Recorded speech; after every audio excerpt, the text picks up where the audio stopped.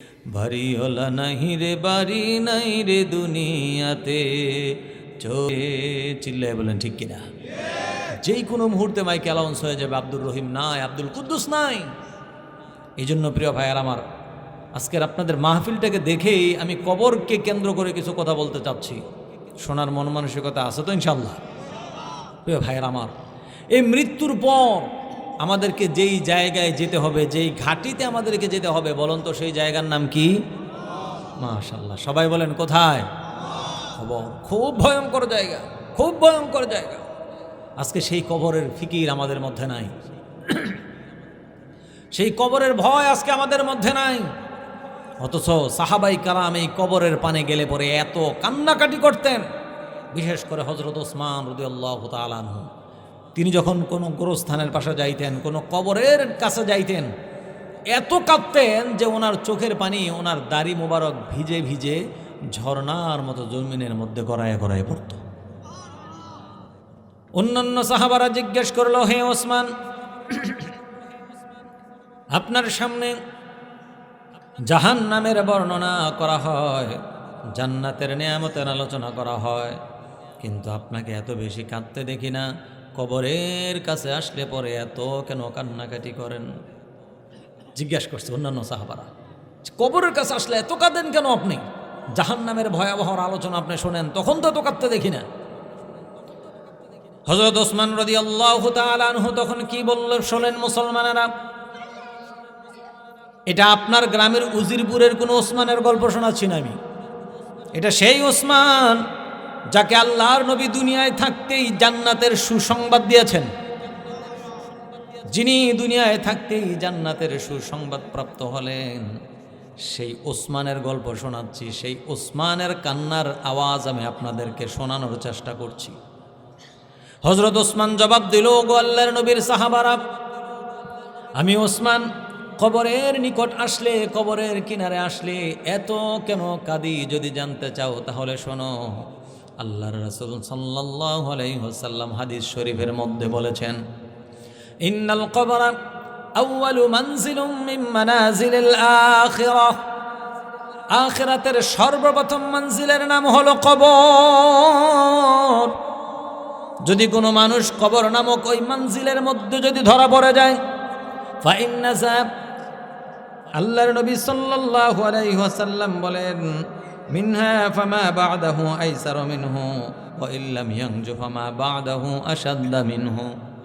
হযরত ওসমান রাদিয়াল্লাহু তাআলা আনহু বলেন, আল্লাহর রাসূল বলেছেন, যদি কোনো মানুষ কবর নামক স্টেশনের মধ্যে যদি ধরা পড়ে যায়, পুলসিরাতের মধ্যে ধরা পড়ে যাবে, মিজানের পাল্লায় ধরা পড়ে যাবে, বিচার দিবসে ধরা পড়ে যাবে, আর কোনো মানুষ যদি কবর নামক স্টেশন যদি পার হয়ে যেতে পারে, আল্লাহ তাআলা তার জন্য সমস্ত স্টেশনগুলো সহজ করে দিবেন। বলেন সুবহানাল্লাহ। এই জন্য আমি ওসমান যখন কবরের নিকটে আসি আমি পেরেশান হয়ে যাই, না জানে আমি ওসমান কবরের মধ্যে ধরা পড়ে যাই। আল্লাহু আকবার বলেন। হযরত ওসমান বলছেন, যে ওসমান দুনিয়ায় থাকতে জান্নাতের সুসংবাদ পেয়েছেন, সেই ওসমান যদি কবরের পাশে গিয়ে এভাবে রোনাজারি করে, কান্নাকাটি করে, ও গোটা পৃথিবীর মুসলমান, আপনি আমি আমরা কবরের পাশে গেলে কত বেশি কান্নাকাটি করা দরকার ছিল। আজকে কান্নাকাটি তো বহু দূরের কথা, নিজের হাতে বাবাকে কবরে নামাই, নিজের হাতে দাদাকে কবরে শোয়াইলাম, নিজের হাতে পাড়া প্রতি কত মানুষকে কবরে নামাইলাম, কত মানুষের জানাজায় অংশগ্রহণ করলাম, অথচ হৃদয়ের ভিতরে একবার ধাক্কা খাইল না ওই একই পথের পথিক তো আমিও। ঠিক না ভাই? কত মানুষের জানাজায় জীবনে আমরা উপস্থিত হয়েছি বলেন, বহু মানুষের জানাজায় গিয়েছি, কিন্তু নিজে একটা বার চিন্তা করলাম না যে হয়তো আমার কাফনের কাপড়টাও ইলিয়াটগঞ্জ বাজারের মধ্যে চলে আসছে। ঠিক না ভাই? কত জানাজার পড়েছি নামাজ, দিয়েছি কত দাফন, কোথায় যেন আছে আমারও তৈরি সাদা কাফন, জানাজার পড়েছি নামাজ, দিয়েছি কত দাফন। কথা বলেন ঠিক কিনা? এই জন্য প্রিয় ভাইয়ের আমার, ওই কবরের পথযাত্রী আমরা সবাই, টুডে টুমোরো, আজ হোক কাল হোক, আমাদের সকলকেই ওই কবরে যাওয়া লাগবে। চিল্লাই বলেন ঠিক কিনা? কেউই বাঁচতে পারবো না। এটা হলো চিরন্তন সত্য, ইউনিভার্সাল ট্রুথ। আমরা যখন ছোট ছিলাম, যখন গ্রামার শিখতাম ওস্তাদের কাছে, ইংরেজি গ্রামার, আরবি গ্রামার শেখার সময় আমাদের ওস্তাদরা আমাদেরকে শিক্ষা দিত, ইউনিভার্সাল ট্রুথের ব্যাখ্যা দিত যে সূর্য পূর্ব আকাশে উদিত হয়, পশ্চিম আকাশে অস্তগামিত হয়। এটা হলো চিরন্তন সত্য। আপনাদের উজিরপুরে মাঝে মাঝে দক্ষিণ দিকেও সূর্য ওঠে নাকি? কোন দিকে ওঠে? পূর্ব দিকে উঠে, পশ্চিম দিকে ডুববে। এটা হলো চিরন্তন বাস্তব। কিন্তু আল্লাহর রাসূল সাল্লাল্লাহু আলাইহি ওয়াসাল্লাম বলেছেন, কিয়ামতের ঠিক আগ মুহূর্তে এই সূর্য আর পূর্ব আকাশে উঠবে না, পশ্চিম আকাশে উদিত হবে। তার মানে পৃথিবীর সময় ফুরিয়ে যাবে। আমি এই কথার মাধ্যমে আপনাদেরকে যেই মেসেজটা দিতে চাই সেটা হলো এই: সূর্য তার কক্ষপথ হারাবে, পৃথিবীর সব কিছু তার কক্ষপথ হারাতে পারে, কিন্তু আপনি আমি কবরে যাব, মৃত্যুর কাছে আমাদের আত্মসমর্পণ করতে হবে, এর মধ্যে কোনো সন্দেহ সংশয় নাই। কথা বলেন ঠিক কিনা? এই জন্য আল্লাহ তাআলা বলেন, তুমি যেখানেই থাকো, যেথায় যাও, মৃত্যু তোমাকে ধরবেই ধরবে। আল্লাহ বলেন, আইনামা তাকুনু ইউদরিকুমুল মাউতু ওয়ালাউ কুনতুম ফি বুরুজিম মুশাইয়াদা। আল্লাহ তাআলা বলেন, ও আমার গোলাম, মৃত্যুর হাত থেকে পালায়া বাঁচার জন্য এমন কোনো দুর্গ যদি তুমি তৈরি করো, এমন কোনো অট্টালিকা যদি তৈরি করো, এই আয়াতের ব্যাখ্যায় আমি আমার ভাষায় এভাবে বোঝানোর চেষ্টা করি, যদি আপনি এমন কোনো বিল্ডিং, এমন কোনো প্রাচীর তৈরি করতে সমর্থবান হন, যেটা হবে বুলেট প্রুফ, যেটাকে বুম্বিং মেরে ধ্বংস করা যাবে না। আজকের বিজ্ঞান পৃথিবীর মধ্যে সবচাইতে মারাত্মক যেই অস্ত্র আবিষ্কার করেছে সেটা হলো পারমাণবিক বোমা। কথা বলেন ঠিক কিনা? পৃথিবীর মধ্যে এমন পারমাণবিক বোমা তৈরি হয়েছে, বাংলাদেশে যদি দুই একটা ফেলে দেওয়া হয়, পৃথিবীর মানচিত্র থেকে বাংলাদেশ উধাও হয়ে যাবে। কিন্তু আপনি যদি এমন কোনো প্রাসাদ তৈরি করেন, এমন কোনো বিল্ডিং, এমন কোনো অট্টালিকা, এমন কোনো দুর্গ যদি তৈরি করতে পারেন, যেটাকে ক্ষেপণাস্ত্র দিয়ে তো দূরের কথা, পারমাণবিক বোমা মেরেও ধ্বংস করা যায় না, আর ওই বিল্ডিংয়ের ভিতরে যদি মৃত্যুর হাত থেকে পালায়া বাঁচার জন্য যদি আত্মগোপন করেন, মুসলমানের জবাবে একটু জবাব দেন তো, বাঁচতে পারবেন তো? বাঁচা যাবে? বাঁচার কোনো, এই জন্য আল্লাহ তাআলা বলেন, কুল ইন্নাল মাউতাল্লাযী তাফিররুনা মিনহু ফাইন্নাহু মুলাকীকুম।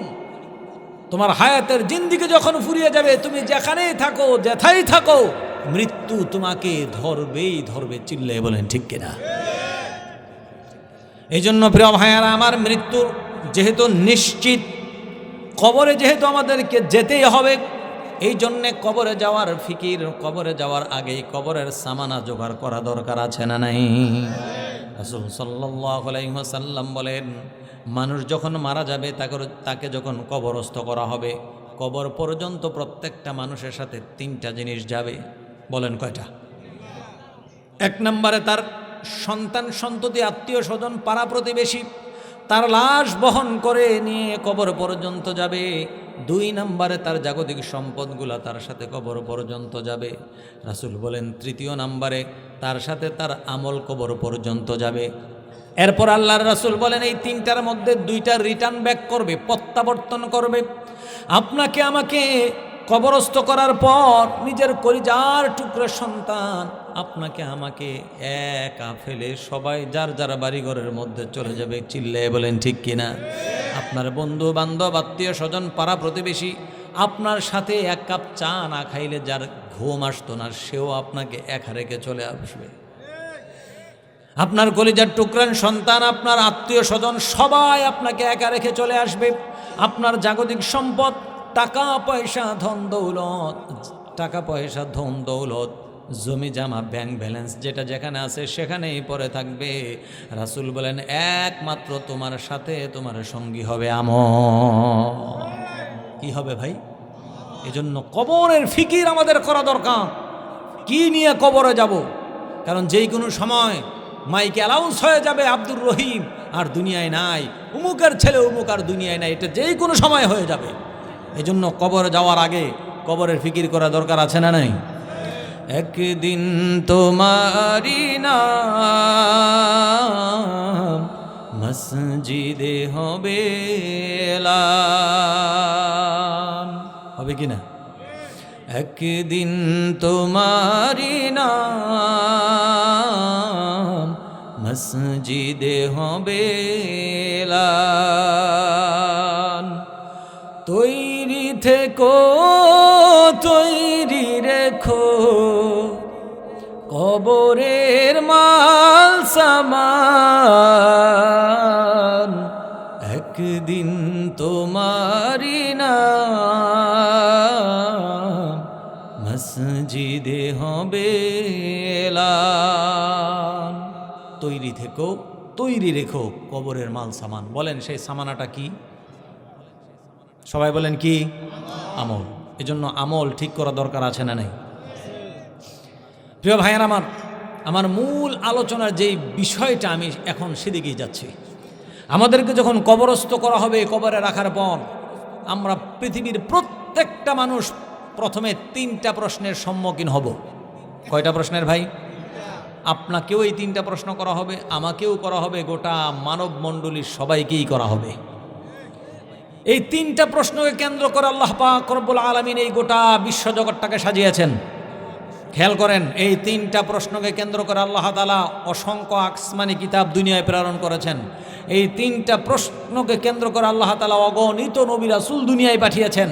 এই 3টা প্রশ্নকে কেন্দ্র করে আল্লাহ তাআলা তার হাবিব মুহাম্মদুর রাসূলুল্লাহ সাল্লাল্লাহু আলাইহি ওয়াসাল্লামকে দুনিয়ায় নবুয়তি দিয়ে পাঠিয়েছেন। এই 3টা প্রশ্নকে কেন্দ্র করেই আল্লাহ তাআলা গোটা কোরআনটাকে অবতীর্ণ করেছেন। চিল্লায়ে বলেন ঠিক কিনা? এই 3টা প্রশ্নের সম্মুখীন যেহেতু আমাদের হওয়া লাগবে, এই 3টা প্রশ্নের জবাব দেওয়া দরকার আছে না নাই ভাই? এই 3টা প্রশ্নের জবাব দিতে হলে আপনাকে আমাকে কিভাবে জীবনযাপন করতে হবে, আমাদের জীবনটা কিভাবে ঢেলে সাজাতে হবে, এটাই হলো আমার আজকের আলোচনার মূল বিষয়বস্তু। আপনারা যদি মনোযোগ দিয়ে কথা শুনতে রাজি থাকেন তাহলে কথা সামনে বাড়াবো। শোনা যাবে তো ইনশাআল্লাহ? শেষ পর্যন্ত মনোযোগ দিয়ে শুনবো। মনোযোগ দিয়ে কারা কারা শুনবো না দেখি হাত তোলেন। দেখছেন অবস্থা? হ্যাঁ, এইটা বুঝার জন্যই তো পরীক্ষা করলাম। এটাই তো মনোযোগ আছে কতটুকু এটা বুঝার জন্যই পরীক্ষা করলাম। এটা করা যাবে না ভাই। হুজুগে বাঙালি হলে চলবে না আমাদেরকে। কথাক্ষণ ঠিক কিনা? আমাদের একটা খাসিলত কি জানেন বাংলার মানুষের? আমরা হুজুগে বাঙালি হয়ে গেছি, যার কারণে 54 বছর বাংলাদেশের চলে গেল, আজও পর্যন্ত সেই হুজুগ থেকে আমরা বের হইতে পারিনি। ওই হুজুগের ঠেলায় একদিকে গিয়ে ভোট মারি, আর আমাদের কপালের মধ্যে দুর্গতি লেগেই আছে। চিল্লায় বলেন ঠিক কিনা? এখন সময় হয়েছে চিন্তা চেতনা করে, বুদ্ধি নিজের দিমাগকে প্রশ্ন করে সঠিক সিদ্ধান্ত নেওয়ার সুযোগ এখন আসছে। চিল্লায় বলেন ঠিক কিনা? এখন যদি সেই সঠিক সিদ্ধান্ত নিতে আমরা আবারও যদি ব্যর্থ হই, তাহলে এই দেশের মানুষের ভাগ্য আর পরিবর্তন হবে না। চিল্লায় বলেন ঠিক কিনা? এজন্য হুজুগে বাঙালি হলে চলবে না। প্রিয় ভাইয়ের, আমাদের কুমিল্লার ভাষায় একটা কথা আছে, যেদিকের বৃষ্টি সেদিকের পাতলা ধরা। এটা যেন না হয় ভাই, এটা যেন না হয়। কারণ আল্লাহ তাআলা আমাদেরকে মস্তিষ্ক দিয়েছেন, বুদ্ধি দিয়েছেন, ঈমান দিয়েছেন। সেই ঈমানের দাবি যা আসবে আমরা সেই দিকেই অগ্রসর হব। চিল্লায় বলেন ঠিক কিনা? ঈমানের পথে থাকতে চান তো ইনশাআল্লাহ? ঈমান না নিয়ে যদি কবরে যাই, কোনো উপায় আছে ভাই? ওই প্রশ্ন তো করারই প্রয়োজন পড়বে না, কারণ ঈমান যার নাই তাকে তো প্রশ্নই করবে না, এমনিই সে বিনা হিসেবে জাহান্নামী। এই জন্য একজন মুসলমান সব হারা হতে পারে, কিন্তু মুসলমান কোন সংজ্ঞায় ঈমান হারা হতে। ঈমানের পথে অবিচল থেকে আমার মরণ যেন হয়। ঈমানের পথে অবিচল থেকে আমার মরণ যেন হয়। তোমারই কাছে মিনতি আমার, তোমার তোমারই কাছে মিনতি আমার, মহামহিম দয়াময়, ইমানের পথে অবিচল থেকে আমার মরণ যেন হয়। জোরে একবার বলেন আমিন। ইমানের পথে মরতে চাই আমরা সবাই, এজন্য ইমানের দাবি আমাদের মিটাতে হবে। এজন্য প্রিয় ভাইরা আমার, আমাদেরকে যখন কবরস্থ করা হবে সর্বপ্রথম আমাদেরকে যে প্রশ্নটা করবে সেই প্রশ্নটা হলো মার রব্বুকা। ধরেন এটা একটা কবর, আমি আপনাদেরকে জিজ্ঞেস করছি, বলেন তো আমাদের রব কে? হইল মুসলমানের আওয়াজে, হইল মুসলমানের আওয়াজে বলেন আমাদের রব কে? আলহামদুলিল্লাহ। আল্লাহকে যখন ডাকবো হৃদয় খুলে জবান ছেড়ে আমার মালিককে ডাকবো, রাজি আছে ইনশাআল্লাহ? কারণ আমাদের জবান কে দিয়েছেন? আমাদের জীবন কে দিয়েছেন? আমাদের যৌবন, আমাদের শক্তি কে দিয়েছেন? সে আল্লাহর দেওয়া জীবন, আল্লাহর দেওয়া যৌবন, আল্লাহর দেওয়া জবান দিয়ে আমার মালিককে ডাকবো, আস্তে না জোরে, ভয়ে না নির্ভয়ে।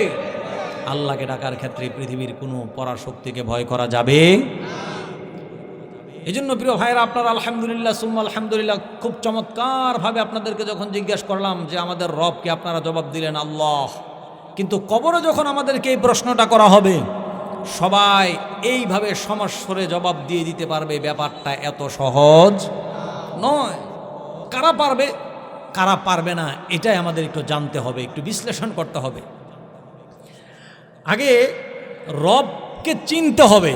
রবকে যদি না চিনি তাহলে তিনি যে আমাদের রব, এই প্রশ্নের জবাব আমরা দিব কিভাবে? আগে রবকে চেনা দরকার। কথা বলেন ঠিক কিনা প্রিয় ভাইয়ের আমার?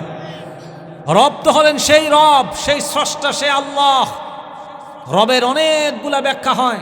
শুধু রবের আলোচনা যদি করি, আল্লাহর পরিচয়ের আলোচনা যদি আমি আজকে করি, তাহলে আমি আর অন্য কোনো দিকে যাওয়ার সুযোগ থাকবে না। অল্প কথায় আল্লাহর আংশিক কিছু পরিচয় আমি আপনাদের সামনে তুলে ধরব। রব হলেন তিনি গোটা বিশ্বজগতের স্রষ্টা, যিনি সব কিছু যিনি তৈরি করেছেন, তিনি হলেন রব, তিনি হলেন আল্লাহ।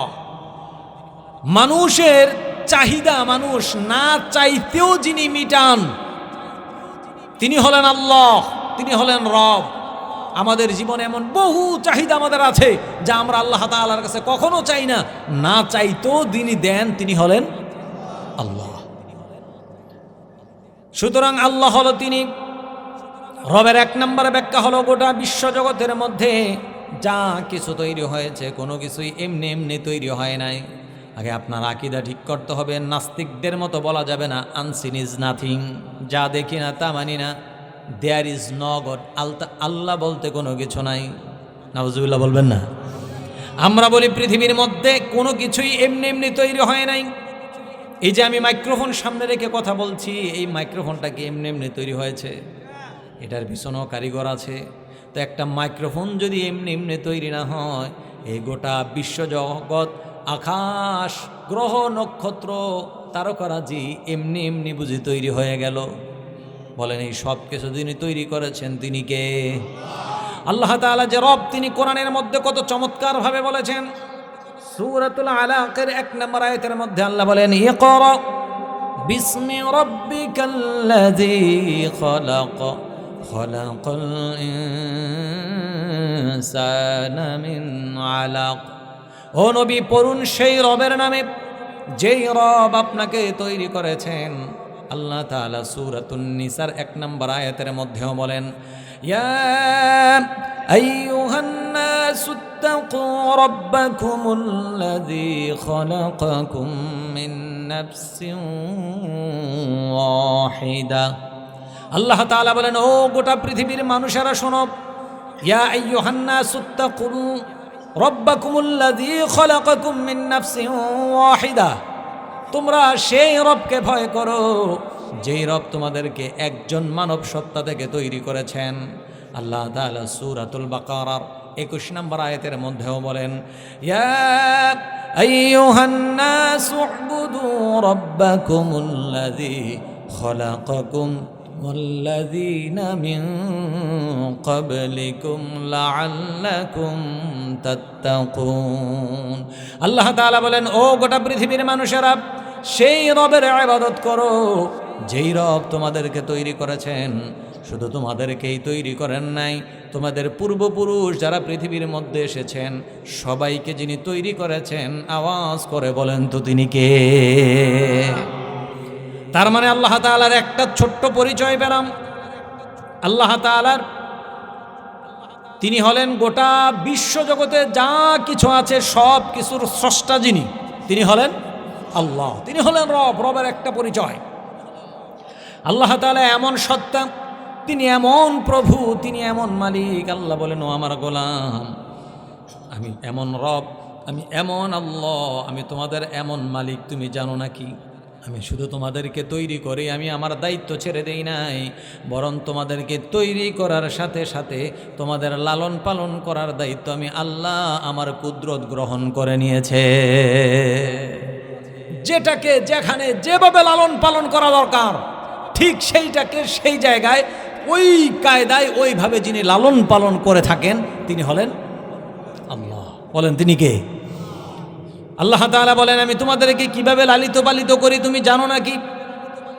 যদি জানতে চাও, আকাশের পানে মহাশূন্যে যখন পাখিগুলা উড়ে বেড়ায়, পাখিগুলার দিকে একটু তাকাও। আল্লাহ তাআলা সূরাতুল মুলকের মধ্যে চমৎকারভাবে তিনি বলেছেন, আওয়ালাম ইয়ারাউ ইলাত তায়রি ফাওকাহুম সাফাতিন ওয়া ইয়াকবিদান মা ইউমসিকুহুন্না ইল্লার রহমান। আল্লাহ বলেন, ও আমার গোলাম, আকাশের মধ্যে পাখিগুলা যখন বিচরণ করে উড়ে বেড়ায়, পাখিগুলার দিকে একটু তাকাও, দেখো মহাশূন্যের মধ্যে পাখিগুলা কিভাবে উড়ে বেড়ায়। কখনো ডানাগুলা ছেড়ে দেয়, আবার কখনো ডানাগুলা গুছিয়ে নেয়। এই যে মহাশূন্যের মধ্যে পাখিগুলা উড়ে বেড়াচ্ছে, কোনো মেশিন নাই, কোনো পাখা নাই, কোনো যন্ত্র নাই। এই মহাশূন্যের ভিতরে পাখিগুলাকে উড়ে বেড়ার ক্ষমতাটা দিল কে? যেটাকে যেভাবে যেখানে প্রয়োজন সেভাবে যিনি পরিচালনা করেন, লালন পালন করেন, তিনি হলেন হাঁসের বাচ্চা। চিনেন আপনারা? একটা হাঁসের বাচ্চা যখন ডিম থেকে ফুটার সাথে সাথে যদি আপনি এটাকে ধরে নিয়ে পুকুরে ছেড়ে দেন, ডুবে যাবে? দেখছেন না মনে হয় আপনারা? বলেন ডুবে যাবে না সাঁতার কাটবে? সাঁতার কাটবে। শুধু পুকুর নয়, যদি আটলান্টিক মহাসাগরও নিয়ে ছেড়ে দেন, তারপর ওই হাঁসের বাচ্চাটা মাত্র ডিম থেকে ফুটার পরও ছেড়ে দেওয়ার পরে দেখবেন এটা সাঁতার কাটতেছে। এবার মুসলমানের আওয়াজে বলুন তো, মাত্র ডিম থেকে ফুটলো, ফুটার সাথে সাথে এটাকে পানিতে ছেড়ে দেওয়ার পর যে সাঁতার কাটা শুরু করলো, এই হাঁসের বাচ্চার সাঁতারের ট্রেনিংটা দিল কে? আল্লাহু আকবার। আল্লাহু আকবার বলেন মুসলমান। সে আল্লাহ। আপনি যদি মার রব্বুকা প্রশ্নের জবাব দিতে চান, তাহলে আপনি আগে আকীদা ঠিক করেন যে আমার চাকরি, আমার ব্যবসা, আমার বাণিজ্য, আমার কাজ, আমার কর্ম, আমার অধীনস্থ যারা বা আমি নিজে লালিত পালিত হতে পারি না, আমাকে যিনি লালন পালন করেন তিনি হলেন আমার আল্লাহ। এ হলো রবের 2 নম্বর পরিচয়।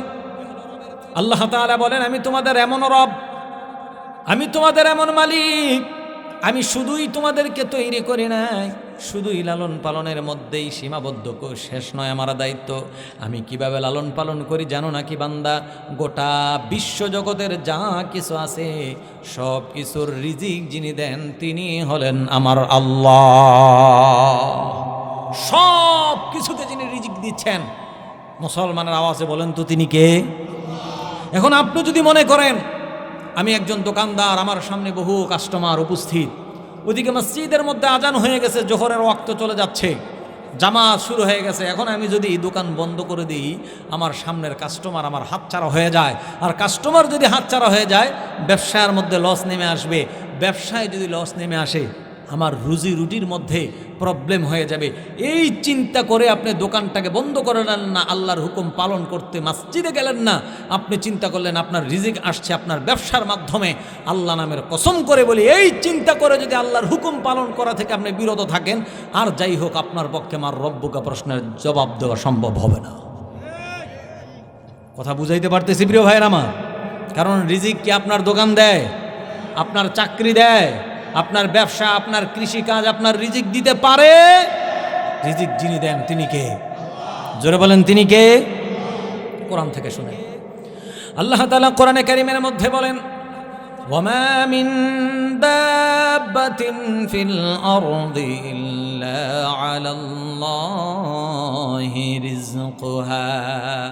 আল্লাহ তাআলা বলেন, জমিনের মধ্যে বিচরণশীল এমন কোনো প্রাণী নাই যেগুলার রিজিকের দায়িত্ব আমি আল্লাহ তাআলা গ্রহণ করি নাই। যা কিছু তৈরি করেছি আমি, রিজিকও দেই আমি আল্লাহ। সব কিছুর যিনি রিজিক দেন, বলেন তিনি কে? তিনি হলেন আমার আল্লাহ। এই জন্য হযরত ওমর ফারুক রাদিয়াল্লাহু তাআলা আনহু থেকে হাদিস বর্ণিত, আল্লাহর নবী সাল্লাল্লাহু আলাইহি ওয়াসাল্লাম বলেন, ইয়াকুলু লাউ আন্নাকুম তাতাওয়াক্কালুনা আলাল্লাহি হাক্কা তাওয়াক্কুলিহি লারুযিকুকুম কামা ইউরযাকুত তায়র তাগদু খিমাসান ওয়া তারুহু বিতানা। আল্লাহু আকবার। আল্লাহর রাসূল বলেছেন, তোমরা যদি আল্লাহর উপর ভরসা করতে পারো, পাখি যেমনে ভাবে সকালবেলায় আল্লাহর উপর ভরসা করে খালি পেট নিয়ে বাসা থেকে বের হয়ে যায়, সন্ধ্যাবেলায় ওই পাখিটা ভরা পেটে আল্লাহ তাআলা তাকে তার বাসায় পৌঁছে দেয়। দেয় কি দেয় না? বলেন, ওই পাখির কি কোনো ব্যবসা আছে, চাকরি আছে, ব্যাংকে কোনো টাকা পয়সা আছে? রিজিকটা কে দিল? জোরে বলেন, কে দিল? রাসূল বলেছেন, যদি ওই পাখিকে যে আল্লাহ রিজিক দিতে পারে, তোমরাও যদি ওই আল্লাহর উপর ওইভাবে ভরসা করতে পারো, আসমানের মালিক আর শাজিমের মালিক তোমাদেরকেও পাখির মতো রিজিক দিয়ে তিনি লালিত পালিত করতে পারেন। চিল্লায় বলেন ঠিক কিনা? এই জন্য আল্লাহ তাআলা বলেন, পৃথিবীর মধ্যে কে আছে আমি ছাড়া তোমাদেরকে রিজিক দেয়? ইন্নাল্লাহু হুয়ার রাজ্জাকু যুল কুওয়াতিল মাতিন। সব কিছুকে যিনি রিজিক দেন, মুসলমানের আওয়াজে জবাব দেন, তিনি কে? তিনি আমার আল্লাহ। আল্লাহর এই নিয়ামত আমরা কিভাবে আদায় করব বলেন ভাই? আল্লাহ যে আমাদেরকে কতটা ভালোবাসেন, আল্লাহর এই ভালোবাসা, আল্লাহর এই অনুগ্রহ, আল্লাহর এই দয়া, আমরা যদি কিয়ামত পর্যন্ত মালিকের কুদরতি হয়ে সেজদায় পড়ে যাই, সেজদায় পড়ে থাকি মৃত্যুর আগ দিন পর্যন্ত, তারপরও আল্লাহর নিয়ামতের শুকরিয়া আদায় করা যাবে না। চিল্লাই বলেন ঠিক কিনা? আমার এই কণ্ঠে তুমি ইমানের বাণী তুলেছ, কথা বলেন ঠিক কিনা? বুকের ডেরা যে তুমি কোরআনের স্থান দিয়েছ, এত ভালোবাসো কেন মালিক আমায়, কি করে শুকুর তার করি আদায়, এত ভালোবাসো কেন মালিক আমায়। আল্লাহ পাক যেই ভালো আপনাকে আমাকে বাসেন, তার 1001 কোটি ভাগের 1 ভাগও আমরা আল্লাহর প্রতি ভালোবাসা দেখাইতে পারি না। কথা বলেন ঠিক কিনা? কারণ আমরা যদি আল্লাহ তাআলাকে একবার আল্লাহ বলে ডাক দেই, একবার, আরশে আজিমের মালিক 1000 বার আপনার আমার ডাকের সাড়া দিয়ে দেয়। চিল্লাইয়ে বলেন আল্লাহু আকবার। এজন্য সেই রবকে ঢাকার দরকার আছে না নাই? সেই রবের গোলামি করা দরকার আছে না নাই? এই জন্য আল্লাহ তাআলা বলেন, বান্দারে আমার, আমি তোমাদের এমন রব, আমি তোমাদের এমন আল্লাহ, আমি তো শুধুই তোমাদেরকে তৈরি করি নাই, আমি শুধুই লালন পালন করছি না, শুধুই তোমাদেরকে রিজিক দিচ্ছি না, আরও যত নেয়ামতের দরকার তুমি চাইলেও দেই, না চাইলেও যিনি দেন আওয়াজ করে বলেন তো তিনি কে? এবার আমি আপনাদেরকে প্রশ্ন করব, মুসলমানের মতো করে জবাব দেবেন। বলেন, আমাদের রব কে? আমাদেরকে তৈরি করেছেন কে? লালন পালন করেছেন কে? রিজিক দিচ্ছেন কে? আল্লাহ তাআলা যেহেতু আমাদেরকে তৈরি করেছেন, আমাদের লালন পালন করছেন, রিজিকও দিচ্ছেন, সেই আল্লাহ বলেন, বান্দারে আমার জমিনে যদি থাকো, আমার আল্লাহর হুকুম পালন করা লাগবে। বলেন, এই জমিনে হুকুম চলবে কার? আরো জোরে বলেন, চলবে কার? চলে কার? আল্লাহর হুকুম চলেই দেশে। কথা বলেন না কেন? চলে। বরং আল্লাহর হুকুম কায়েমের কথা বললে কিছু সংখ্যক মুসলমানের সন্তান আমাদেরকে মৌলবাদ বলে গালি দেয়। কথা বলেন ঠিক কিনা প্রিয় ভাইয়ের আমার?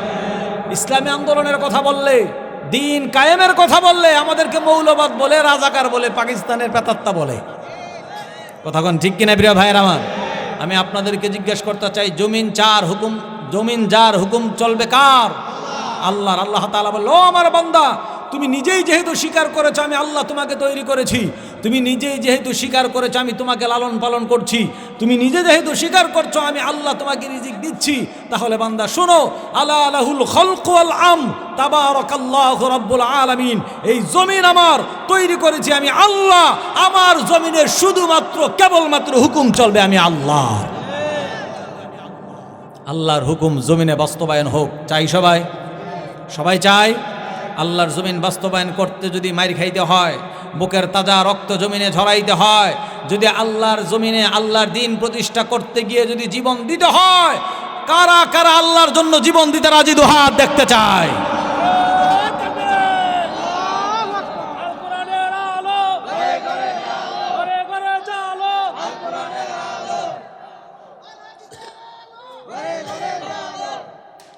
আলহামদুলিল্লাহ, আল্লাহ কবুল করুন। এজন্য প্রিয় ভাইয়ের আমার, আপনি যদি আল্লাহর জমিন আল্লাহর দিন প্রতিষ্ঠা করার ফিকির যদি না করেন, আল্লাহ তাআলা যে বলেছেন আলা লাহুল খালকু ওয়াল আম তাবারাকাল্লাহু রাব্বুল আলামিন, জমিন আমার, তৈরি করেছি আমি, হুকুম চলবে আমার। যদি আপনি আল্লাহর জমিনে আল্লাহর দিন প্রতিষ্ঠিত হোক, এই ফিকির, এই আন্দোলন, এই চেষ্টা যদি আপনি না করেন, আপনি লিখে রাখেন, মার রব্বুকা প্রশ্নের জবাব আর যাই হোক আপনার পক্ষে দেওয়া সম্ভব হবে না। কারণ রবকে রবের মতো মানতে হবে। শুধু আপনি তাফসিরুল কোরআন মাহফিলে আসলে আল্লাহকে মানবেন, মসজিদে গেলে আল্লাহকে মানবেন, আপনার ব্যবসায় আল্লাহকে মানা দরকার আছে না নাই? আপনার চাকরিতে আল্লাহকে মানা দরকার আছে না নাই? আপনার সমাজনীতি, আপনার অর্থনীতি, আপনার রাজনীতি, আপনার যত নীতি আছে সমস্ত নীতিতে হুকুম চলবে যার, তিনি হলেন আমার আল্লাহ। এইভাবে করে আল্লাহকে যদি আল্লাহর মতো করে মানতে পারেন, সমস্ত জায়গায় আল্লাহ সুবহানাহু ওয়া তাআলার হুকুম যদি কায়েম করতে পারেন, বাস্তবায়ন করতে পারেন, তাইলেই আপনার পক্ষে মার রব্বুকা প্রশ্নের জবাব দেওয়া সম্ভব হবে, অন্যথায় কখনো সম্ভব হবে। যে আল্লাহ পাক রব্বুল আলামিন আমাদেরকে এত অনুগ্রহ দিচ্ছেন, যে আল্লাহ তাআলাকে আমরা একবার ডাকলে আল্লাহ তাআলা 1000 বার আমাদের ডাকের সাড়া দেয়, সে আল্লাহকে ছাড়া আমরা অন্য কারো পথ মত অনুসরণ করব? কথা বলেন, করব? আল্লাহ তাআলা তো আমাদেরকে কত ভালোবাসেন প্রিয় ভাইয়ের আমার। আল্লাহ তাআলা বলেন, বান্দারে আমি তোকে কি পরিমাণ ভালোবাসি জানো বান্দা? ওরে বান্দা, দুনিয়ার মানুষ তুমি যদি কোনো অপরাধ করো, তোমার জন্মদানিনী মা তোমাকে দূর দূর করে তাড়ায় দিতে পারে, তোমার জন্মদাতা পিতা তোমাকে দূর দূর করে তাড়ায় দিতে পারে, তোমার নেতা তোমার নেত্রী তোমাকে ঘাড় ধাক্কা দিয়ে বাইর করে দিতে পারে, কিন্তু আমি আল্লাহ তোকে অনেক ভালোবাসি রে বান্দা। বান্দা, তুই 1000 অপরাধ করার পরেও একটা বার যদি অনুশোচনার আগুনে দগ্ধ হয়ে আমি আল্লাহকে যদি একটা বার আল্লাহ বলে ডাকতেছি বান্দা, আমি 1000 অপরাধ ভুলে গিয়ে আরশে আজিম থেকে তোর ডাকের সাড়া দিয়ে দিই। তোমাকে ডাকি যদি একবার আল্লাহ, আমাকে কাছে টানো বারবার। তোমাকে ডাকি যদি একবার আল্লাহ, আমাকে কাছে টানো বারবার। যদি পথ ভুলে যাই আমাকে দিও ঠাই, যদি পথ ভুলে যাই আমাকে দিও ঠাই, দিশা দিও এইটুকু আবদার আল্লাহ, আমাকে কাছে টানো বারবার। আমরা যদি আল্লাহকে একবার ডাকি, শুধু একবার, আল্লাহ বলেন ফাজকুরুনি আযকুরকুম, বান্দারে তুই আমাকে যদি একবার স্মরণ করস, বান্দা আমি 1000 বার তোকে স্মরণ করি। বান্দা তুমি আমাকে স্মরণ করলেও আমি আল্লাহ তোমাকে স্মরণ করি। আমরা আল্লাহকে স্মরণ করলে আল্লাহ আমাদেরকে কিভাবে স্মরণ করে? আল্লাহ বলে, বান্দারে তুই যখন আমাকে স্মরণ করস, আমার স্মরণের সিস্টেমটা একটু অন্যরকম, তুই আমাকে স্মরণ করস এইভাবে করে, আল্লাহ আল্লাহ লা ইলাহা ইল্লাল্লাহ সুবহানাল্লাহ আলহামদুলিল্লাহ। তুমি বান্দা এইভাবে আমাকে স্মরণ করো। আমি তোমাকে কিভাবে স্মরণ করি জানো নাকি বান্দা? তুমি বান্দা আমি আল্লাহ নামের জিকির করে আমাকে স্মরণ করো, আর আমি তোমাকে স্মরণ করি এমনভাবে বান্দা তুমি আমি আল্লাহকে আল্লাহ আল্লাহ বলে স্মরণ করো, আর আমি আল্লাহ তোমার যাবতীয় সমস্ত চাহিদা মিটাইয়া তোমাকে স্মরণ করি। তুমি আমি আল্লাহকে ডাকো, আমি তোমাকে সন্তান দিয়ে তোমার কলিজা ঠান্ডা করে তোমাকে স্মরণ করি। বান্দা তুমি অসুস্থ, তুমি আমি আল্লাহকে স্মরণ করো, আমি তোমাকে সুস্থতার নেয়ামত দিয়ে তোমাকে স্মরণ করি। বান্দা তুমি আমাকে স্মরণ করো, আর আমি দুনিয়ার সমস্ত শান্তি তোমাকে ঢেলে দিয়ে স্মরণ করি।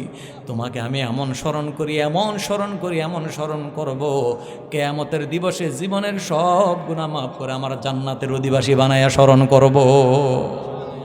সে আল্লাহকে ভালোবাসা দরকার আছে না নাই বলেন? এই জন্য প্রিয় ভাইয়ারা আমার, মার রব্বুকা প্রশ্নের জবাব যদি আমাকে দিতে হয়, আল্লাহকে আল্লাহর মতো করে মানতে হবে, আল্লাহকে আল্লাহর মতো করে ভয় করতে হবে, আল্লাহকে আল্লাহর মতো করে ভালোবাসতে হবে। আজকে আমাদের হৃদয়ের ভিতরে আল্লাহর ভয় নাই, আল্লাহর ভালোবাসাও নাই, দুটোটার একটাও নাই। কথা বলেন ঠিক কিনা? হৃদয়ে যদি আল্লাহর ভয় থাকে, একজন মানুষের হৃদয়ে যদি আল্লাহর প্রেম, আল্লাহর ভালোবাসা থাকে, সেই মানুষ কখনো বেনামাজি থাকতে পারে না। কারণ একজন মানুষ আল্লাহকে ভয়ও করবে, ভালোবাসবে, তার দুইটা উদাহরণ দেই শোনেন। আল্লাহর ভয়টা কেমন? রাতের অন্ধকার, গোটা পৃথিবীর মানুষ ঘুমের ঘরে আচ্ছন্ন, আপনি একা একা মোবাইল ফোন নিয়ে বসে আছেন, অশ্লীল একটা সিনারির সামনে চলে আসছে। হঠাৎ করে আপনি চিন্তা করলেন, দুনিয়ার কেউ না দেখলেও একজন তো আমাকে দেখছেন, আওয়াজ করে বলেন তিনি কে? দুনিয়ার সব মানুষ ঘুমিয়ে আছে, আপনি চুরি করতে গেছেন, চিন্তা করলেন কেউ তো দেখছে না, কিন্তু হঠাৎ আপনার হৃদয়ের মধ্যে মনে পড়ে গেল, কেউ না দেখলেও একজন ঠিকই দেখেন। কেউ যেটা জানে না, কেউ যেটা শোনে না, কেউ যেটা বুঝে না, আওয়াজ করে বলেন তিনি কে? তিনি আমার আল্লাহ। এই আল্লাহর ভয় অন্তর আনলেন, গুনাহ ছেড়ে দিলেন, এটার নাম হলো আল্লাহর ভয়। আর মহাব্বতের দৃষ্টান্ত যদি দিতে চাই তাহলে শুনুন, আল্লাহর নবী সাল্লাল্লাহু আলাইহি ওয়াসাল্লাম ওনার প্রাণ প্রিয় স্ত্রীদের সাথে খুব সুন্দর মধুর সময় কাটাতেন, অনেক খুনসুটি করতেন। আম্মাজান আয়েশা সিদ্দিকা রাদিয়াল্লাহু তাআলা আনহা বলেন, আমাদের স্বামী, পৃথিবীর শ্রেষ্ঠ স্বামী, তিনি যখন আমাদের ঘরে আসতেন, আমাদের সবার সাথে যখন গল্প করতেন, সমস্ত স্ত্রীরা যখন ওনার পাশে থাকতাম, এত চমৎকার সময় উনি আমাদেরকে উপহার দিতেন, এত মজার ঘটনাগুলো আমাদেরকে বলতেন, এত চমৎকার সময় আমরা অতিবাহিত করতাম। কিন্তু আমরা লক্ষ্য করতাম, যখন ওই সময় মসজিদে নববীর মধ্যে আজান হয়ে যাইত হাইয়া আলাস সালাহ, যেই নবী একটু আগে আমাদের সাথে প্রেম বিনিময় করেছেন, যেই নবী একটু আগে আমাদের সাথে খুনসুটি করেছেন, আনন্দ ঘন সময় কাটিয়েছেন, মুহূর্তের মধ্যেই দেখতাম রাসূল যেন আমাদেরকে আর চিনেনি না, তাড়াতাড়ি তিনি মসজিদে চলে যাইতে। হালতটা এমন হতো যে তিনি আমাদেরকে আর চিনেনি না। আমি মনে হয় আপনাদেরকে বুঝাইতে পারলাম না ব্যাপারটা। যে রাসূল একটু আগে আমাদের সাথে এত মধুর সময় কাটাইছেন, যখন আজান হয়ে গেছে ওনার অবস্থাটা এমন হয়েছে, আমাদেরকে মনে হয় চিনেনই না। উনি নামাজ আদায় করার জন্য, আল্লাহর প্রেমে ডুব দেওয়ার জন্য তিনি মসজিদে চলে যাইতেন। সেই প্রেম আমাদের মধ্যে আছে ভাই? নাই। এই জন্য মার রব্বুকা প্রশ্নের জবাব যদি আমাদেরকে দিতে হয়, আল্লাহকে আল্লাহর মতো মনে মানতে হবে। এটা হলো 1 নম্বর প্রশ্ন। 2 নম্বর প্রশ্ন আমাদেরকে করা হবে, অমা দীনুকা, বলেন তো আমাদের ধর্মের নাম কি? আরো জোরে বলেন কি? এখন বলে দিয়েছেন, কিন্তু সেখানে ব্যাপারটা এত সহজ হবে না। আল্লাহ তাআলা কোরআনের মধ্যে বলে দিয়েছেন, ইয়া আইয়ুহাল্লাযীনা আমানু দুখুলু ফিস-সিলমি কাফা ওয়া লা তাত্তাবিউ খুতুওয়াতিশ শাইতান ইন্নাহু লাকুম আদুউম মুবিন। আল্লাহ তাআলা বলেন, ও ঈমানদাররা, ইয়া আইয়ুহাল্লাযীনা আমানু দুখুলু ফিস-সিলমি কাফা, পরিপূর্ণভাবে ইসলামের মধ্যে ঢুকে যাও। কারণ ইসলামটা হলো ইন্নাদ-দীনা ইনদাল্লাহিল ইসলাম। ইসলাম কেবলমাত্র শুধুমাত্র আল্লাহ তাআলার মনোনীত ধর্ম। সুতরাং তোমরা পূর্ণাঙ্গভাবে ইসলামের মধ্যে ঢুকে যাও।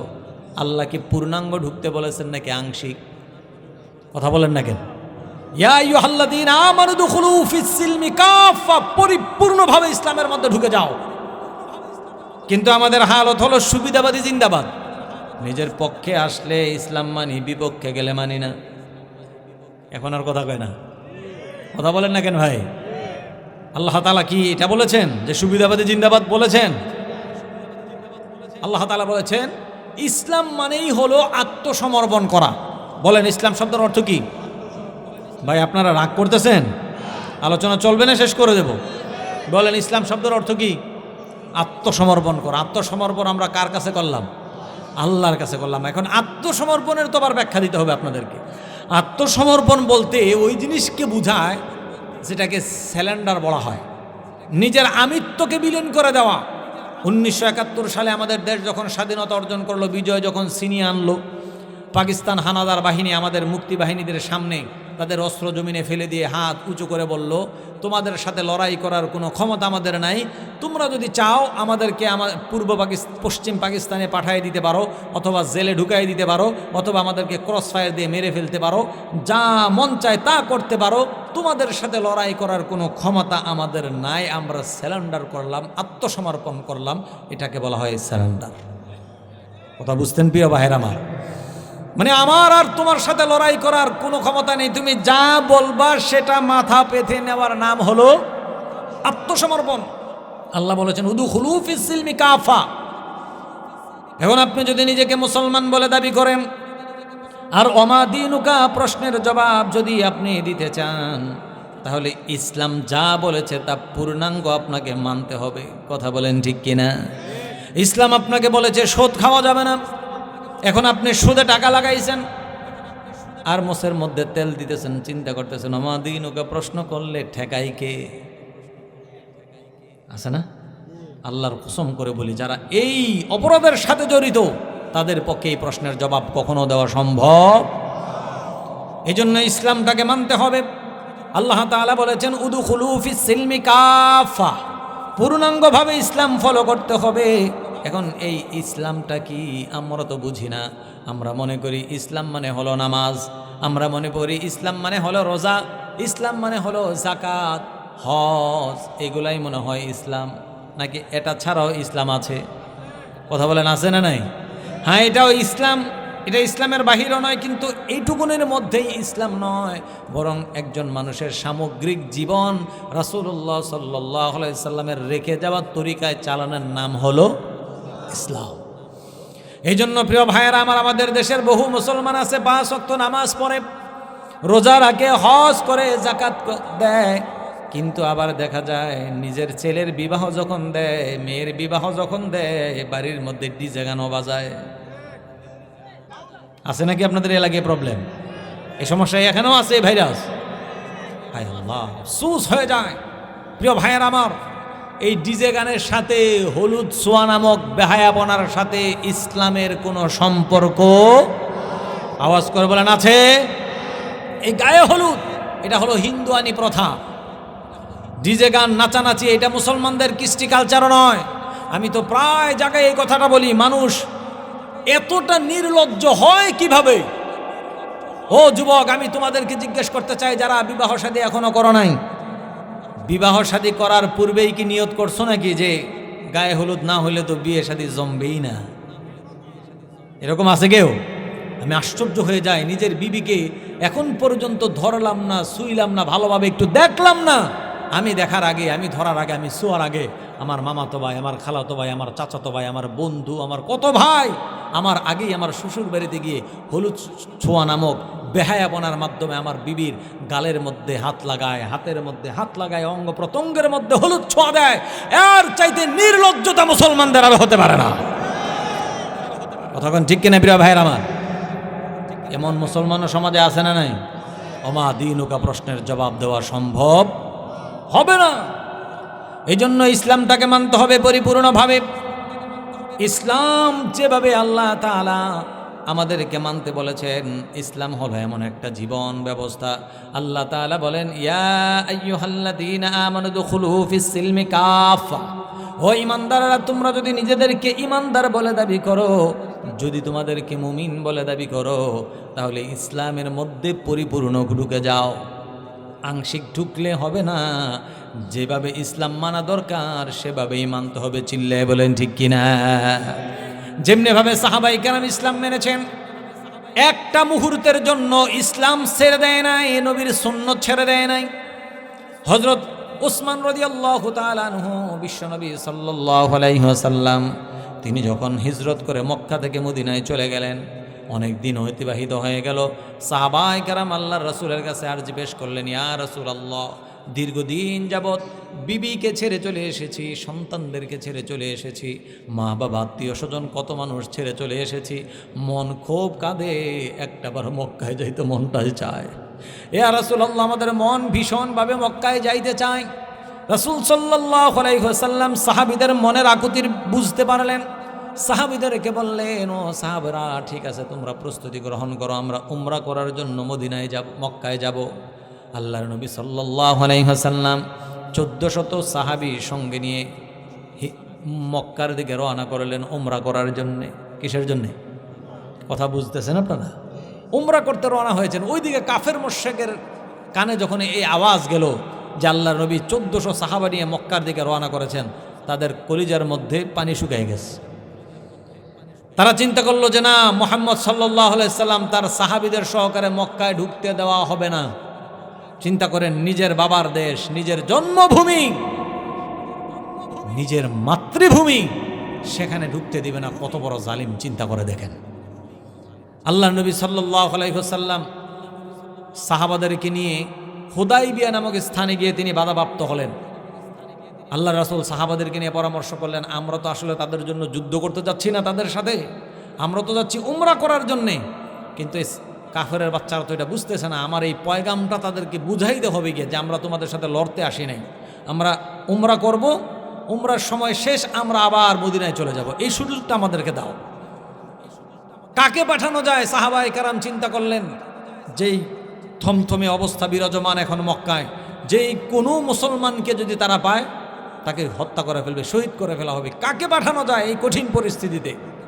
সবাই মিলে সিদ্ধান্ত দিল, ইয়া রাসূলুল্লাহ, আপনার জামাই ওসমান রাদিয়াল্লাহু তাআলা আনহু, তিনি মক্কার ধনী মানুষ ছিলেন, সর্বশ্রেণীর মানুষ তার কাছ থেকে সাহায্য সহযোগিতা নিত, যার কারণে সমাজে একটা কথাও তো আছে, যার নুন খায় তার গুণ একটু হইল গায়। সুতরাং ওসমানকে পাঠাই দেন, তার কথা তারা শুনবে। বিশ্বনবী সাল্লাল্লাহু আলাইহি ওয়াসাল্লাম ওসমানকে ডাক দিলেন, ওসমান, আপনি কি যাইতে রাজি আছেন?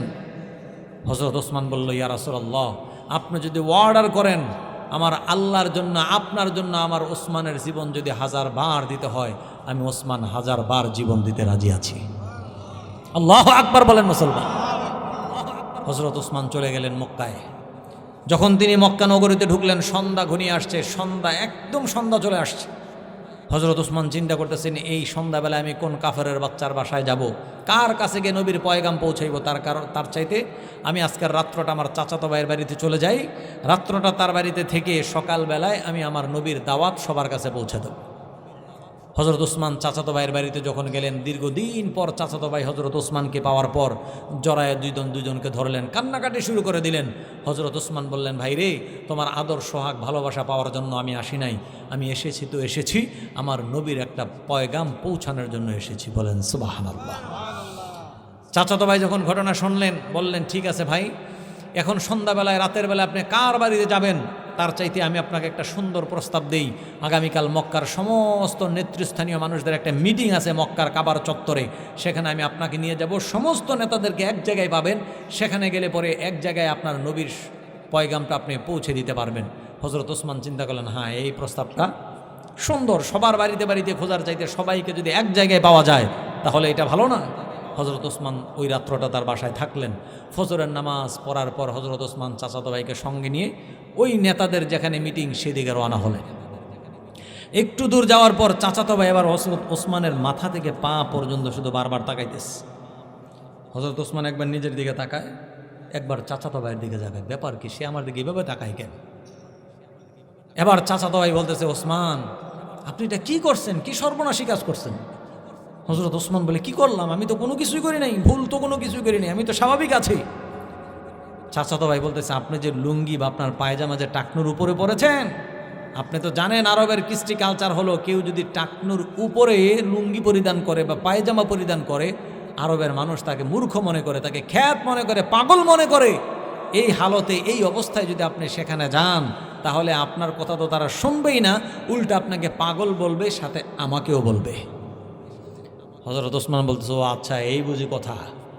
হযরত ওসমান তাকে বোঝানোর চেষ্টা করছেন, ভাই আমি জানি আমি তো এই আরবেরই সন্তান, এই হালত হলে আরবের মানুষ যে মূর্খ বলে খ্যাত বলে আমি জানি, কিন্তু তোমার এটা জানা নাই যে টাকনুর উপরে লুঙ্গি বা পায়জামা পরিধান করা এটা আমার নবীর আদর্শ। চিল্লায় বলেন সুবহানাল্লাহ।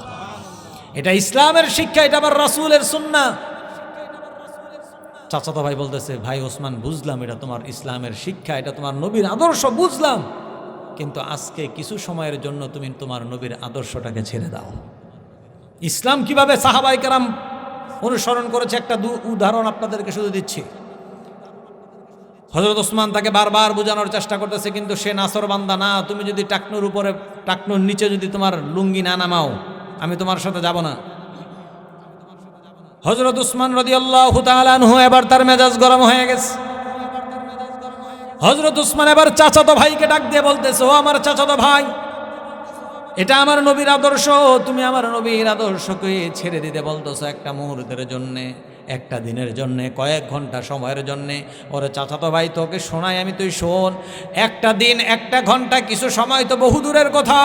তোরা আমাকে পাগল বলতে পারিস, আমাকে মূর্খ বলতে পারিস, আমাকে যা খুশি তা বলতে পারিস, একটা সেকেন্ডের জন্যে আমি আমার নবীর সুন্নাত ছেড়ে দিতে পারবো না। আল্লাহু আকবার। এই ছিল সাহাবায়ে কেরামের ইসলামের অনুশাসন। সাহাবায়ে কেরাম এমনিভাবে ইসলামকে ফলো করেছিলেন। তারা দুনিয়ায় থেকেছেন ঠিক আপনার মতো আমার মতো জীবনযাপন সাহাবায়ে কেরাম করেছেন। আপনি আমি ব্যবসা বাণিজ্য করি, তারাও করেছেন। আপনি আমি বিবাহ শাদী করি, তারাও করেছেন। আপনি আমি যেমনিভাবে সমাজে চলাফেরা করি, তারাও করেছেন। কিন্তু সাহাবাদের সাথে আমাদের পার্থক্য হলো আকাশ আর জমিন। কতক্ষণ ঠিক কিনা? তার কারণ হলো আমরা দুনিয়ায় থেকে শুধু দুনিয়া দুনিয়া নিয়ে ব্যস্ত, আর সাহাবায়ে কেরাম দুনিয়ায় থাকতেন ঠিক আল্লাহর আরশে আজিমের দিকে তাকায়া থাকতে। সাহাবায়ে কেরাম দুনিয়ায় থেকেছেন ঠিক, কিন্তু এই দুনিয়ায় থেকে তারা সব সময় আল্লাহর জান্নাতের পানে তাকায় থাকতেন। চিল্লায় বলেন ঠিক কিনা? এই জন্য প্রিয় ভাইয়েরা আমার, দ্বীনুকার প্রশ্নের জবাব যদি আপনাকে দিতে হয়, তাহলে দ্বীন ইসলামটাকে পরিপূর্ণভাবে পালন করতে হবে, আল্লাহ তাআলার কাছে আত্মসমর্পণ করতে হবে। কারণ আল্লাহ তাআলা আমাদেরকে আল্লাহর গোলামির জন্যই তৈরি করেছেন। আল্লাহ বলেন, ওয়ামা খলাকাতুল জিন্না ওয়াল ইনসা ইল্লা লিয়াবুদুন। আল্লাহ বলেন, ও আমার গোলাম, আমি মানব জাতি এবং জিন জাতিকে শুধুমাত্র কেবলমাত্র আমি আল্লাহর গোলামি করার জন্য তৈরি করেছি। চিল্লায়ে বলেন ঠিক কিনা? এই জন্য প্রিয় ভাইয়ারা আমার, আমাদের জীবনটা, ইসলামটা এটা শুধুই নিছক কোনো ধর্ম নয়। Islam is not only a religion but also complete code of life. এটা একটা পরিপূর্ণ জীবন ব্যবস্থা। ইসলাম এমন জীবন ব্যবস্থা, আপনার জীবনের প্রত্যেকটা মুহূর্তের মধ্যে আল্লাহর গোলামি আছে না নাই? আল্লাহ যে বলেছেন, ওমা খলাকাতুল জিন্না ওয়াল ইনসা ইল্লা লিয়াবুদুন, যে শুধু আমার ইবাদতের জন্য তৈরি করেছি, অন্য কিছু করা যাবে না। এটা যদি শুধু ইবাদতের জন্য আল্লাহ তাআলা আমাদেরকে তৈরি করে থাকেন, তাহলে আমাদের পক্ষে ব্যবসা করার সুযোগ নাই। কথা বলেন না কেন? আল্লাহ নিজে তো বলেছেন যে আমি তোমাদেরকে শুধুমাত্র কিসের জন্য তৈরি করেছি? ইবাদতের জন্য তৈরি করেছি। তাহলে বিবাহ শাদী করতে পারবো না আমরা, কারণ বিবাহ শাদী তো ইবাদত না, চাকরি তো ইবাদত না, ব্যবসা তো ইবাদত না, প্রস্রাব পায়খানা করা তো ইবাদত না। কি মনে করেন আপনারা ইবাদত না? ইবাদত না?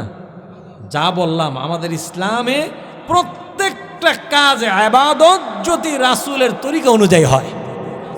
কথা বুঝাইতে পারলাম প্রিয় ভাইয়ের আমার? আপনি প্রস্রাব পায়খানা করবেন, বাথরুমে যাইবেন, আল্লাহর নবী সাল্লাল্লাহু আলাইহি ওয়াসাল্লাম বলেন, যদি একজন মানুষ বাথরুমে ঢুকে, বাথরুমে ঢোকার কিছু আদব আছে না নাই?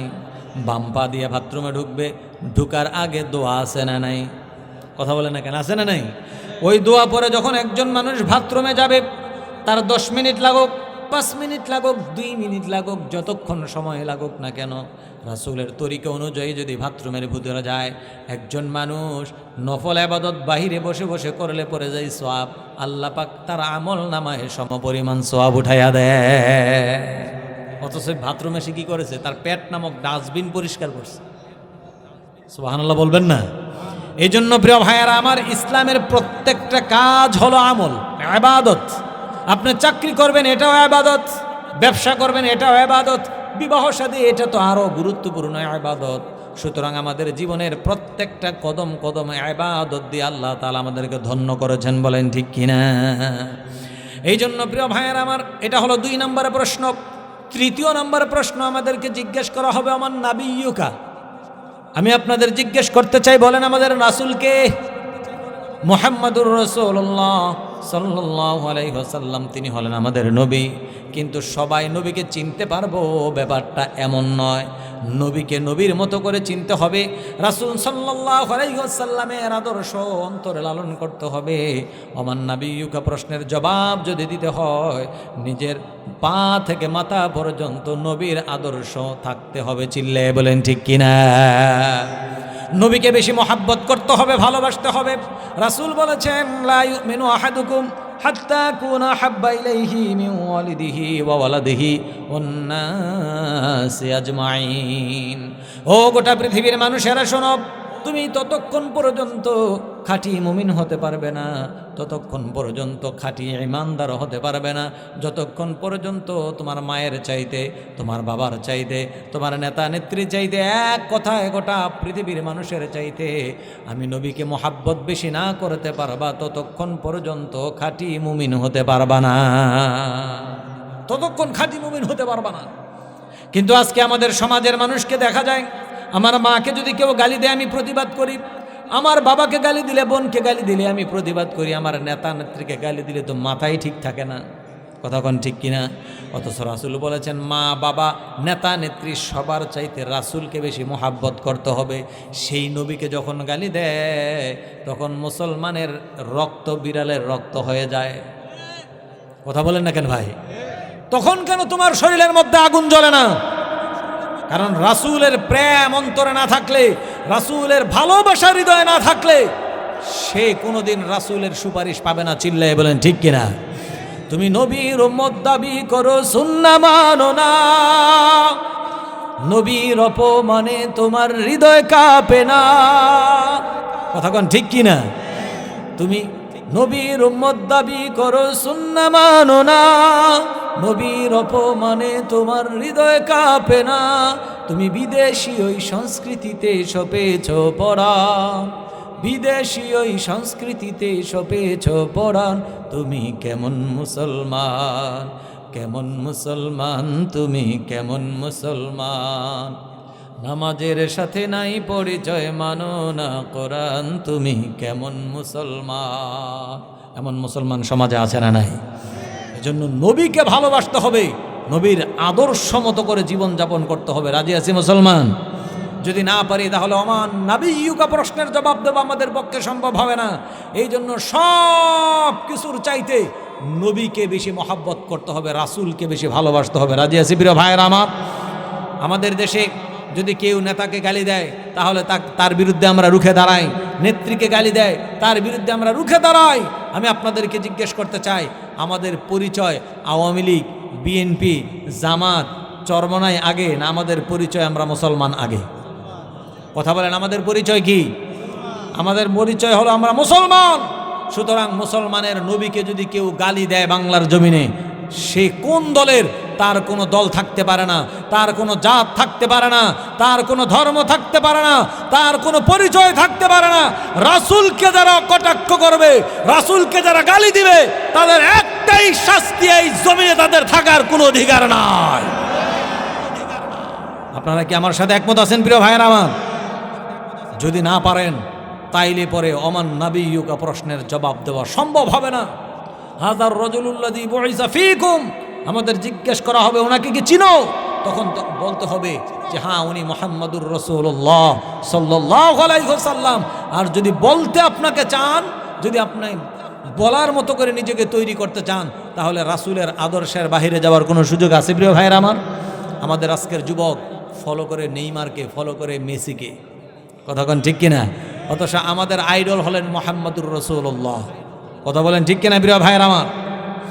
এই জন্য প্রিয় ভাইয়েরা আমার, আমাদেরকে যখন এই প্রশ্নগুলো করা হবে, মার রব্বুকা প্রশ্ন যখন করা হবে, যারা রবকে রবের মতো করে বিশ্বাস করেছে, যারা রবকে রবের মতো করে জেনেছে, তারা বলবে রব্বি আল্লাহ,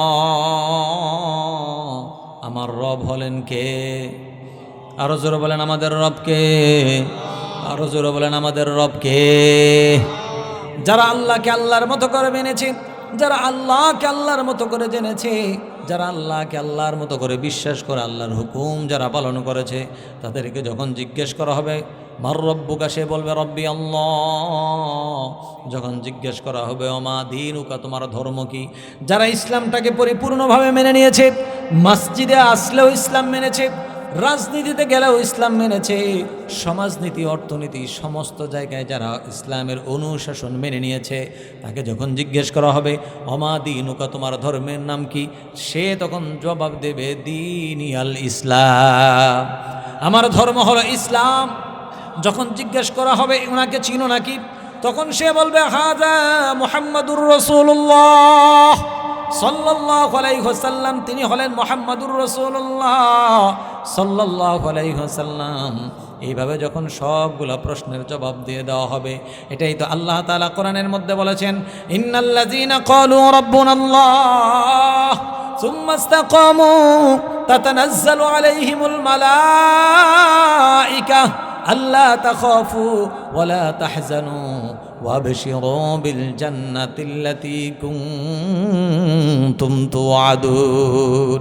সেদিন বলা হবে ইন্নাল্লাযীনা ক্বালু রাব্বুনাল্লাহ, যারা বলবে আমাদের রব হলো আল্লাহ, সুম্মা ইসতাকামু তাতানাজ্জালু আলাইহিমুল মালায়েকা আল্লা তাখাফু ওয়ালা তাহজানু। সেদিন ফেরেশতারা এসে বলবে, ওরে আল্লাহর গোলাম, তোমরা যারা দুনিয়ায় আল্লাহকে আল্লাহর মতো করে মেনেছো, আল্লাহকে আল্লাহর মতো করে জেনেছো, আল্লাহর হুকুম সমস্ত জায়গায় যারা বাস্তবায়ন করেছো, আজকে শোনো শোনো, আজকের এই কবরের মধ্যে তোমাদের কোনো ভয় নাই, আজকে তোমাদের কোনো টেনশন নাই, আজকে তোমাদের কোনো পেরেশানি নাই, আজকে তোমরা শান্তিতে থাকো, নির্ভয়ে থাকো, সেই জান্নাতের সুসংবাদ গ্রহণ করো, যেই জান্নাতের সুসংবাদ দুনিয়ায় থাকতে আল্লাহ তোমাদেরকে দিয়েছে। সুবহানাল্লাহ। ইন্নাল্লাযীনা ক্বালু রাব্বুনাল্লাহ সুম্মা ইসতাকামু তাতানাজ্জালু আলাইহিমুল মালায়েকা আল্লা তাখাফু ওয়ালা তাহজানু ওয়াবশিরু বিল জান্নাতিল্লাতী কুনতুম তুআদুন। এই জন্য প্রিয় ভাইয়েরা আমার, এই তিনটা প্রশ্নের ঠিকঠাক মতো জবাব দেওয়া আমাদের দরকার আছে না নাই? আর যারা আল্লাহকে আল্লাহর মতো করে মানে নাই, যারা আল্লাহকে আল্লাহর মতো করে বিশ্বাস করে নাই, তাদের অবস্থাটা কি হবে? এই তিনটা প্রশ্নের জবাব যারা ঠিকঠাক মতো দিয়ে দেবে, অদৃশ্যভাবে আল্লাহ তাআলা জবাব দিয়ে দেবে, সাদাকা আবদি ফাফরিশু মিনাল জান্নাহ ওয়ালবিসু মিনাল জান্নাহ ওয়াফতাহু লাহু বাবান ইলাল জান্নাহ। আমার বান্দা সত্য কথা বলেছে, আমার বান্দা সঠিক জবাব দিয়েছে, সুতরাং আমার বান্দার দেহের মধ্যে জান্নাতের পোশাক পরিধান করে দাও, আমার বান্দার কবরের মধ্যে জান্নাতের নেয়ামতের বিছানা বিছায়া দাও, আর আমার বান্দার চোখের দৃষ্টি যত দূর পর্যন্ত যায়, জান্নাতের নেয়ামত দিয়ে তার কবরটাকে বড় করে দাও। কিন্তু যারা আল্লাহকে আল্লাহর মতো করে মানে নাই, তাদেরকে যখন জিজ্ঞেস করা হবে মার রব্বুকা, তোমার রবকে, সে বলবে হা হা লা আদরি, হ্যাঁ হ্যাঁ আমি তো জানি না, আমার রবকে আমি তো জানি না। কারণ দুনিয়ায় রবের হুকুম সে পালন করে নাই, দুনিয়ায় আল্লাহর গোলামি সে করে নাই, দুনিয়ায় আল্লাহর জন্য নামাজ সে পড়ে নাই, যাকাত দেয় নাই, পর্দা করে নাই, বিবিকে পর্দায় রাখে নাই, আল্লাহর জমিনে আল্লাহর দিন কায়েমের আন্দোলনে সে কোনো দিন যায় নাই। তাকে যখন জিজ্ঞেস করা হবে তোমার রবকে, সে বলবে হা হা লা আদরি, আমি কিছুই জানি না। তাকে জিজ্ঞেস করা হবে তোমার ধর্ম কি, সে বলবে আমি তো কিছুই জানি না, কারণ ধর্মটার মতো সে পালন করে নাই। কথা কোন ঠিক কিনা? যদি বলি ভাই নামাজ পড়বেন না, বয়স তো 50, 60, 70 বছর হয়ে গেল, কবরের মধ্যে এক পা চলে গেল, এখনো কি নামাজ পড়বেন না নাকি? বলে মরার পর হবজব একটা হবেই। আছে নাকি এরকম কিছু বলার মতো আপনাকে এলাকা? বিনয়ের সাথে নামাজ পড়তে বলি, হ্যাঁ কি কয়, মরার পর একটা হবজব হবেই। কেউ কি দেখছে কি হয়? আর যা আছে কপাল একটা হবে। মানে কবরটা ওর মামার বাড়ি, যে সেখানে যাবে আর তাকে কলা ছিলে ছিলে দিলে সে খাবে ওখানে বসে বসে। কবরটা কি এত সহজ জায়গা ভাই? খুব ভয়ঙ্কর জায়গা, খুব ভয়ঙ্কর জায়গা। এজন্য তাকে যখন জিজ্ঞেস করা হবে ওমা দীনুকা, তোমার ধর্ম কি, সে বলবে হা হা লা আদরি, আমি তো কিছুই জানি না, আমি কিছুই জানি না, কি জানি কিছুই জানি না। তাকে জিজ্ঞেস করা হবে ওমান নাবিয়ুকা, তোমার নবীকে, সে তখনও বলবে হা হা লা আদরি, আমি তো কিছুই জানি না। তখন অদৃশ্যের মধ্যে আওয়াজ চলে আসবে, কাযাবা আবদি, আমার বান্দা মিথ্যে কথা বলেছে। ফাআফরিশু মিনান নার ওয়ালবিসু মিনান নার ওয়াফতাহু লাহু বাবান ইলান নার, তার শরীরের মধ্যে জাহান্নামের পোশাক পরিধান করাইয়া দাও, তার কবরের মধ্যে জাহান্নামের আগুন দাও দাও করে জ্বালাইয়া দাও, জাহান্নামের সাথে তার কবরের একটা দরজা খুলে দাও, আযাবের মধ্যে শুরু হয়ে যাবে। প্রিয় ভাইয়ের আমার, এই জন্য এই 3টা প্রশ্নের জবাব পৃথিবী থেকে সংগ্রহ করা দরকার আমাদের, আছে না নাই? এই জন্য আমাদের নামাজ পড়া দরকার, আছে না নাই? একটু হাত উত্তোলন করেন, বলেন আল্লাহ, সবাই বলেন আল্লাহ। আজকের এই মাহফিল থেকে ওয়াদাবদ্ধ হলাম, আপনার নাফরমানি হয়, বলেন বলেন বলেন, আপনার নাফরমানি হয় এমন কোনো কাজ করব না।